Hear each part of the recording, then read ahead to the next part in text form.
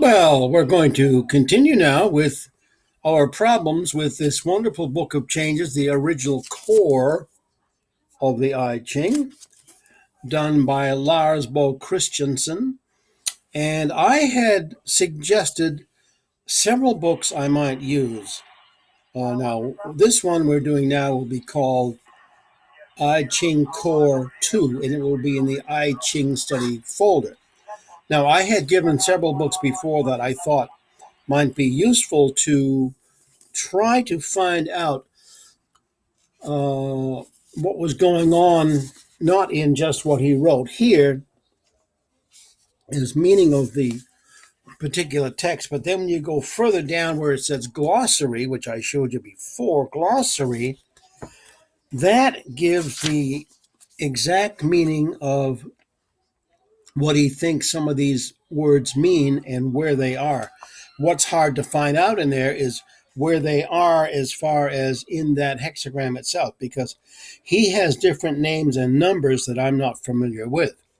And that's why I say it's very hard to find them anywhere. But I have two books here by Bradford Hatcher. You can see he put these together himself. And this is volume 1 of the Book of Changes.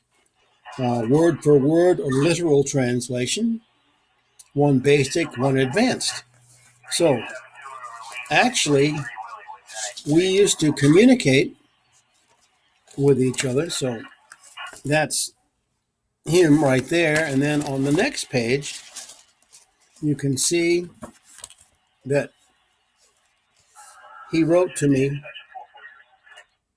right there. So, these were sent to me by him. So, they are excellent books in many ways. Now, one of the things he does in the first one is to give you the hexagram. And what's nice on the top, he gives you all the key words that have to do with it. Then he does his translation, as you can see there. And once the translation is over, he'll go to the next hexagram and do the same thing. But then when he does on the next section, which is larger, he adds other things to it. For example, saying you're with the hexagrams. Let's see if I can find one. Let's say we're looking at this one.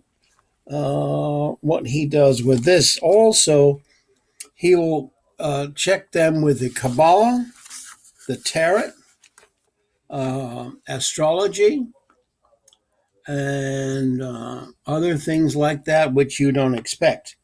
So, but the second one I have, which is this one right here, word for word. Now, this is actually what I need, because what he does with every part of this is take all of the words from the I Ching, every single one, and have them written exactly as they occur here, with all of the meanings of each word or each phrase right here. And these are the symbols he gives for what he uses. Now, what I'm going to have to do is try to match these Bradford Hatcher symbols up with the ones that are in here, although I can figure them out pretty well. But what Hatcher does in here, from what I can see, is give an even more detailed meaning of possible meanings of the words that are in the core I Ching, many more possible meanings of those separate words or phrases than Christensen does. So, to my mind, if I use the Hatcher book, I may come out with what I consider better rendering of what these words mean. So I will be investigating now the Book of Changes original core of the I Ching and the volume 2 of the Bradford Hatcher books. I will let you know what I find out about that when I do find out about it.